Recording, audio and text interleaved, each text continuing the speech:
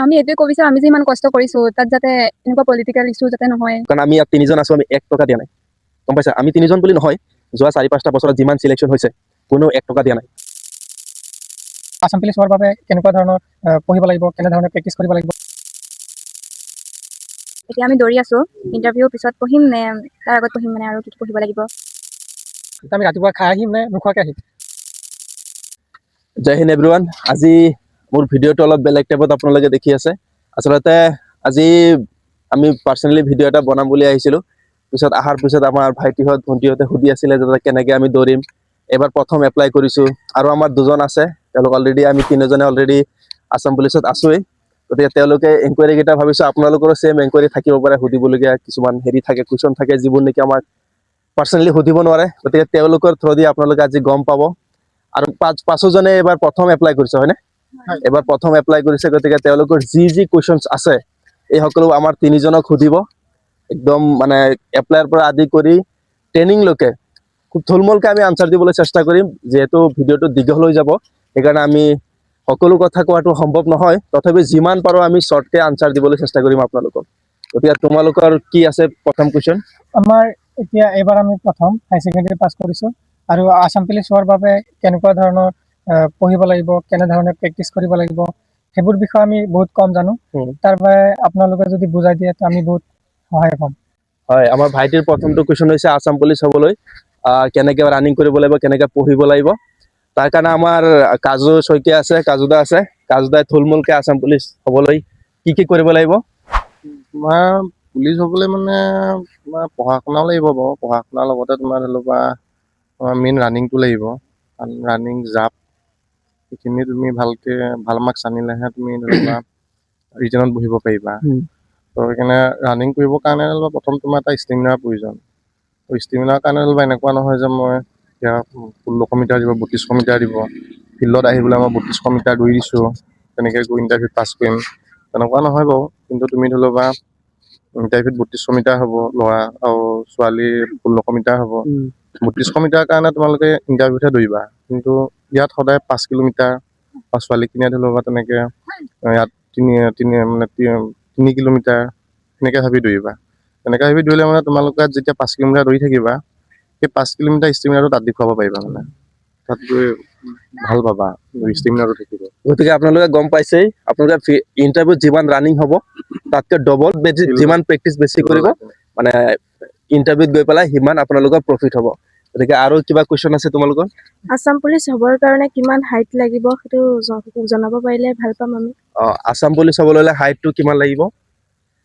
আছাম পুলিচৰ হাইটটো মেল হৈছে 162.56 চেণ্টিমিটাৰ আৰু ছোৱালী 154 কিবা আছে, 154 চেণ্টিমিটাৰ হ'বলা ফিমেলৰ কাৰণে। আৰু আছাম পুলিচ হ'বলৈ আমাৰ ল'ৰাৰ কাৰণে চেষ্ট জোখা হয় 80 চেণ্টিমিটাৰ, আৰু কিমান ফুলাব লাগে? 5 মিটাৰ ফুলাব লাগে, 5 চেণ্টিমিটাৰ ফুলাব লাগে, কিন্তু ছোৱালীৰ কাৰণে চেষ্ট জোখা নহয়। তো এতিয়া আমাৰ নেক্সট কুৱেশ্যন কি আছিলে? এইটোৱে যে লং জাম্প দিবলৈ হ'লে কেনেকৈ কি কৰিব লাগে, আমিতো ইমান ভালদৰে নাজানো। এইবাৰ প্ৰথম এপ্লাই কৰিছা? প্ৰথম এপ্লাই কৰিছোঁ। লং জাম্পৰ বিষয়ে আমাৰ টিপছ দিব তেখেতে। লং জাম্পটো এতিয়া সিহঁতে প্ৰথম বুলি কৈছে। প্ৰথম বুলি ক'লে প্ৰথম আহি দৌৰাৰ পিছত লগ লং জাম্প দিব নালাগে। তেতিয়া মানে কি হয়, বডি এতিয়া সিহঁতৰ বৰ্তমান বডিটো ইমান এটা হেৰি হোৱা নাই। প্ৰথম এপ্লাই না, বডি পুৰা জাম হৈ আছে। প্ৰথম অৱস্থাত মই কওঁ 1 মাহ মান ভালকে দৌৰি থাকক, দৌৰাৰ পিছত লাহে লাহে মানে 100 মিটাৰ মাৰিব লাগে। প্ৰথম ৱেইটটো কমিব লাগে, কাৰণ যেতিয়া বডিটো ফুল জাম হৈ আছে না, যেতিয়া লং জাম্প মাৰিব গোটেই গা গধুৰ হৈ থাকিব, তেতিয়া মানে ভৰিত দুখ পোৱাৰ চান্স থাকিব। সেইটো কাৰণে 1 মাহ ভালকে দৌৰক, তাৰ বডি পাতল হ'ব হওক, তাৰপিছত লাহে লাহে 100 মিটাৰ মাৰক স্পীড। তাৰপিছত আৰু ধেৰ কিছুমান টিপছ আছে, এক্সাৰচাইজ আছে, ভৰিৰ এক্সাৰচাইজ আছে, আৰু সেই পিছৰখিনি দেখাব লাগিব প্ৰেক্টিকেলি অলপ।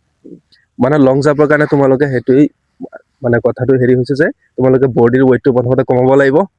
তাৰপিছত যেতিয়া ৰানিং কৰিবা, ৰানিং কৰাৰ পিছত লং জাম্প মাৰি নিদিবা, মানে লগে লগে, বা ৰানিং উইদাউট ৰানিঙতো লং জাম্প মাৰিবই নালাগে। তেতিয়া ভৰিৰ ইঞ্জুৰি হোৱাৰ চান্স থাকে, আৰু এবাৰ যদি ইঞ্জুৰি হৈ যায় ভৰি, তেতিয়াহ'লে 2 মাহৰ কাৰণে ৰানিং কৰিব নোৱাৰিবা, গম পাইছা? ষ্টেমিনাৰ বঢ়াবৰ কাৰণে সদায় শ্ল' ৰানিং। ষ্টেমিনা বঢ়াবৰ কাৰণে সদায় শ্ল' ৰানিং কৰিবা, আৰু 100 মিটাৰ মাৰিবা, তেতিয়াহ'লে লং জাম্প ইনক্ৰিজ হ'ব। ফাটলেগ থাকে কিছুমান, ফাটলেগ গম পোৱা নহয়, আধা ধৰি পেলাই যে ৰখি যায় স্পীড, গম পাইছা? তো এতিয়া আমাৰ নেক্সট কুৱেশ্যন ভণ্টিৰ আছিলে, কোৱাচোন। এতিয়া আমি দৌৰি আছোঁ, ইণ্টাৰভিউ পিছত পঢ়িম নে তাৰ আগত পঢ়িম মানে আৰু কি পঢ়িব লাগিব। মানে তোমাৰ কুৱেশ্যনটো হৈছে যে এতিয়াই পঢ়িম নে ইণ্টাৰভিউ পাছ কৰাৰ পিছত পঢ়িম ন? এইটো কুৱেশ্যনৰ আনচাৰ আমাৰ কাজুদাতকে বেছিকে কোনে দিব পাৰিব?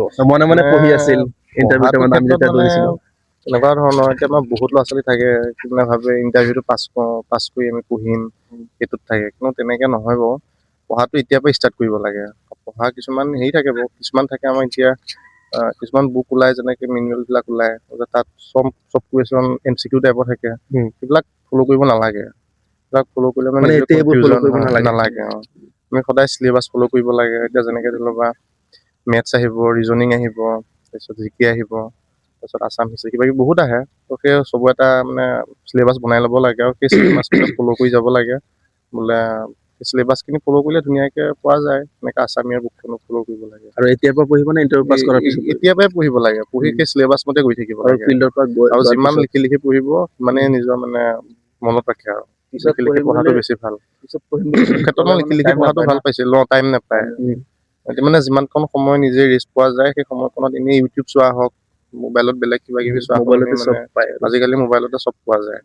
মোবাইলত এইবিলাক চাই থাকিব লাগে। চাই থাকিলে বোলে কিবা এটা ইম্পৰ্টেণ্ট বস্তু পাইছো, নোট কৰি থ'ব লাগে। এইবিলাক আজৰি টাইমত চাই থাকিব লাগে। আৰু যিমান লিখি লিখি পঢ়িব সিমানেই মানে মনত থাকে আৰু। তোমালোকে গম পাইছাই, আৰু এতিয়া হয়তো তোমালোকে ভাবি আছা MCQ যে ক'লে MCQs পঢ়িব নালাগে, এতিয়া ডেছক্ৰিপশ্যন ৱাইজ পঢ়িব লাগে। বুজি পাইছা? ধৰা কিছুমান মানে MCQs এনেকুৱা থাকে ন। হয় কিছুমান বস্তু, এতিয়া ধৰি লবা আমাৰ এক্সাম্পল ধৰি লবা কাজিৰঙাখনে, কিছুমানে পঢ়িব পতককে কাজিৰঙা মানে 4 সীমাটো পঢ়িব, তাৰপিছত আকৌ এটা বেলেগ পঢ়িবগে ব্ৰহ্মপুত্ৰৰ ওপৰত পঢ়িবগে, তেনেকে নহয়। কাজিৰঙা পঢ়িলে কাজিৰঙা গোটেই তাৰ ওপৰত যিমানখিনি কুৱেশ্যন আহে একেলগে লিখি ল'ব লাগে যে কাজিৰঙাৰ ওপৰত ইমানখিনি আহে। ত' তেতিয়া মানে কোনো কুৱেশ্যন স্কিপ হৈ নাযায় আৰু তেনেকুৱা পঢ়িব লাগে। ধৰা অসম সাহিত্য সভা, ৰাইট? যে অসম সাহিত্য সভাৰ প্ৰথম সভাপতি কোন আছিলে, সম্পাদক কোন আছিলে, বৰ্তমান কোন, নেক্সট কোন হ'ব, প্ৰথম অসম সাহিত্য সভা ক'ত প্ৰতিষ্ঠা হৈছিলে, হেডকোৱাৰ্টাৰ ক'ত আছে, বিভিন্ন ফেমাছ পাৰ্চনেলিটি যি নেকি অসম সাহিত্য সভাৰ সভাপতি হৈছিলে, লাইক ভূপেন হাজৰিকা, হয়, আৰু নলিনীবালা দেৱী। ঠিক তেনেকে তোমালোকে যদি পঢ়া, আৰু MCQs এইটো কাৰণে পঢ়িব নালাগে, এতিয়া তোমালোকৰ ঢেৰ টাইম আছে, হয় নহয়? এতিয়াৰ পৰা তোমালোকে MCQs পঢ়া, MCQs পৰা কমন পেলাব নোৱাৰে। আৰু তোমালোকে যদি ভাবা ক্লাছ 6 পৰা ক্লাছ 10 লৈকে ছচিয়েল চায়েন্সখন ভালকে পঢ়িলে, তাৰ পৰাই আহে। কাৰণ চেবাই কুৱেশ্যন কাটে, চেবাটো ক্লাছ 10 লৈকে বৰ্তমান চেবাই আমাৰ গম পোৱা নাই? SLPRB যিটো নেকি আমাৰ এক্সাম হয় পুলিচৰ, SI হওক বা ABB, কোনে এক্সাম পাতে গম পোৱা? চেবাই পাতে, হয়। চেবাটো মেট্ৰিকলৈকে পাতে ন। গতিকে যি চেবাৰ বুক আছে, আৰু তোমালোকে যদি ভাবা যে গ্ৰামাৰৰ কাৰণে তোমালোক মানে ক্লাছ 8, 9, 10 সেইখিনি গ্ৰামাৰ চাই দিলে হয়। সেইখিনিও হয় গ্ৰামাৰ। আৰু মেথছৰ কাৰণে 8, 9, 10 পৰাই বেছি আহে। 8, 9, 10 পৰা বেছি আহে। আৰু তোমালোকে বিভিন্ন ইউটিউব চেনেল ফ'ল' কৰিব পাৰা। আৰু ইউটিউব নিউজ চেনেলত কি পেপাৰ হয়, পঢ়িব পৰা, নিউজ পেপাৰ পঢ়িলেও ভাল। ইউটিউব চেনেল ফ'ল' কৰিলে কি হয়, যিবোৰ ডাঙৰ ডাঙৰ ইউটিউব চেনেল, তাৰ পৰা তোমালোকে ইমান বুজি নাপাবা, মেথছ কিবা কিবি বুজি নাপাবা। সৰু সৰু যিবোৰ ইউটিউব চেনেল আছে, হিন্দীতো ভাল পোৱা যায়, হিন্দীতো চবেই কমফৰ্টে জানাই চাগে।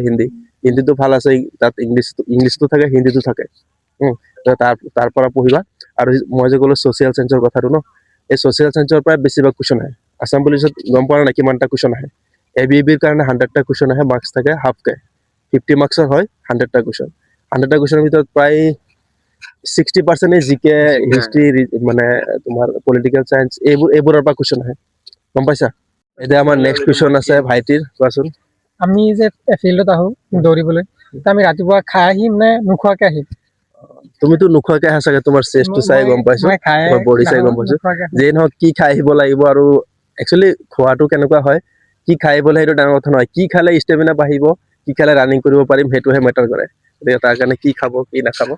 এতিয়া ৰাতিপুৱা এসোপা ভাত খাই আহিলেতো নহ'ব। এতিয়া মোৰ ক্ষেত্ৰত মই ৰাতি বুট আৰু এই কিচমিচ এইবিলাক তিয়াই থৈছো।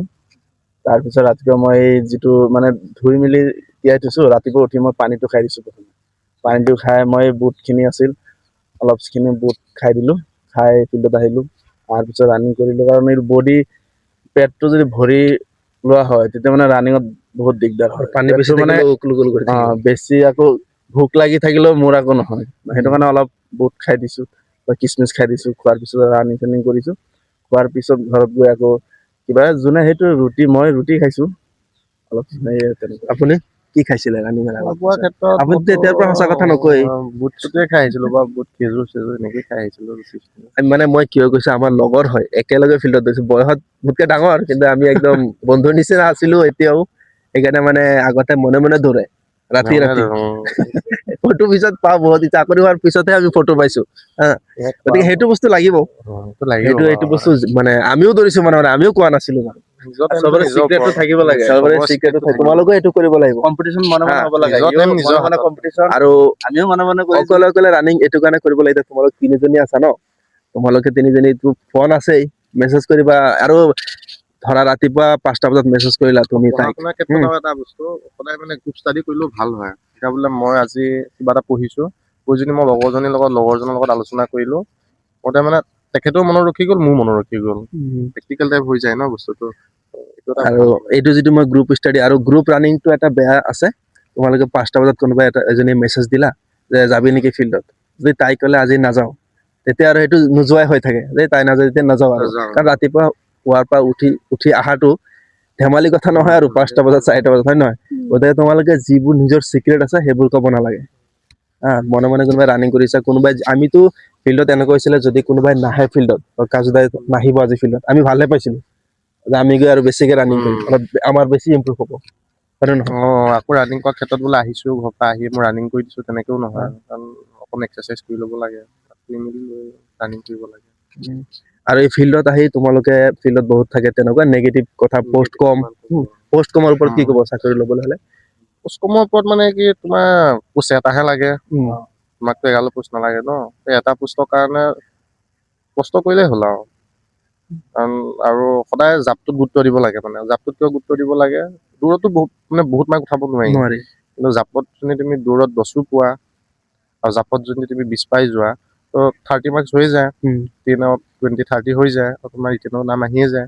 আমাৰ মানে কিছুমান আছে এনেকুৱাও আমাৰ লগৰো আছিল লগত পাইছিলো মানে কি হয় মই ধৰি লওক বা দৌৰিব জানো মই দৌৰটোৰ ওপৰত গুৰুত্ব দি আছো মই জাপ মাৰিব নাজানো জাপটোৰ ওপৰত গুৰুত্ব দিয়া নাই তুমি যদি জাপটো মাৰিবই নাজানা তুমি ইণ্টাৰভিউত গৈতো তুমি দৌৰটো মাৰিয়ে তুমিতো ৰিটেনত নাম আনিব নোৱাৰা ন তোমাৰ যোনটো উইক আছে বোলে মই জাপটো মাৰিব নোৱাৰো তুমি জাপটোত বেছি গুৰুত্ব দিয়া যে কেনেকে কৰিলে মোৰ জাপটো ইম্প্ৰুভ হ'ব মানে এইটো লাজ কৰিব নালাগে লাজ কৰিব নালাগে যে তেখেতে জানে জাপ তেখেতক সোধাই কি আপুনি কেনেকে জাপটো মাৰিছে অকণ শিকাই দিয়কচোন টিপছটো দিয়কচোন তুমি দৌৰিব নাজানা দৌৰটোৰ ওপৰত তেনেকে অকণ গুৰুত্ব দিয়া পঢ়া শুনাৰ ক্ষেত্ৰতো তেনেকে তুমি মেথছটো নাজানা মেথছটোৰ ওপৰত ইম্পৰ্টেণ্ট দিয়া বোলে তুমি ইংলিছটো নাজানা ইংলিছটোৰ ওপৰত বেছি অকণ গুৰুত্ব দিয়া তেনেকুৱা নিচিনা কিছুমানে আমাৰ কি হয় যিটো বস্তু নাজানে সেইটো গুৰুত্ব নিদিয়ে দিয়াৰ ফলত তাৰ ফলটো ইণ্টাৰভিউত যদি ৰানিং কৰিব জানে চবৰ আগত তেনেকুৱা থাকে আৰু যি নেকি ৰানিং কৰিব নাজানে লং জাম্পটো অলপ জানে যেতিয়া মানুহে লং জাম্প মাৰি থাকিব ন তেতিয়া আহি লং জাম্প মাৰি থাকে দেখাই থাকে মানে দেখুৱাব নালাগে কাকো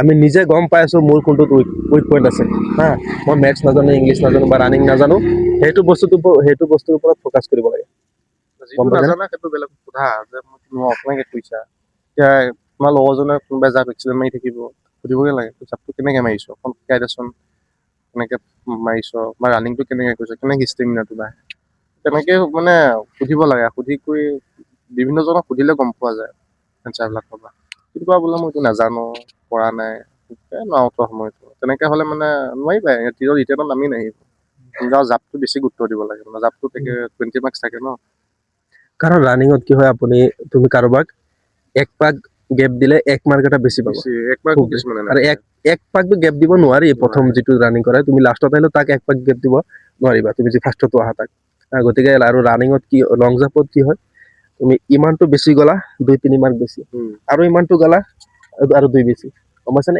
এক ফুট আধা ফুটতো মাৰ্ক আছে বহুত মাৰ্ক হ'ল তোমালোকৰ এক্সেলেন্ট কিমান আছিলে ছোৱালী ৰানিঙৰ ক্ষেত্ৰত 12.5-13 কিবা এক্সেলেন্ট আছিল 12.5 আছিল ন 12.5 এক্সেলেন্ট গতিকে তোমালোকৰ যে এতিয়া কিমানকে আহে সেইটো হিচাপত চাই প্ৰেক্টিচ কৰিবা আমাৰ ইউটিউব চেনেলতো ভিডিঅ' আছে সেইবোৰ চাবা ভিডিঅ'টো আজি এণ্ডিং কৰিম এণ্ডিং কৰাৰ আগতে মই তোমালোকক এটা মই ভৰসা দিব বিচাৰো আমাৰ এই 5জনক যে পোষ্ট কম ঠিকেই কিন্তু তোমালোকে এটা কথাটো কনফাৰ্ম হৈ থাকা যে কোনো ধৰণৰ ঘুষ নহয় একো নহয় কাৰণ আমি ইয়াত 3জন আছো আমি 1 টকা দিয়া নাই গম পাইছা আমি 3জন বুলি নহয় যোৱা 4-5টা বছৰত যিমান সিলেকশন হৈছে কোনো 1 টকা দিয়া নাই আৰু আমিতো দিয়াই নাই গতিকে তাত তোমালোকে একদম নিশ্চিন্ত মনে থাকা জাস্ট আমি কষ্ট কৰিব লাগে এনেকুৱা নহয় বোলে কষ্ট কৰাৰ পিছত 2 বছৰ কষ্ট কৰিম, পিছত চাকৰি নহ'ব, পইচা দিব নোৱাৰিম। কাৰণ পুলিচত যিসকল ৰানিং কৰিব আহে তেওঁলোক কোনো ধনী ঘৰৰ ল'ৰা ছোৱালী নাহে।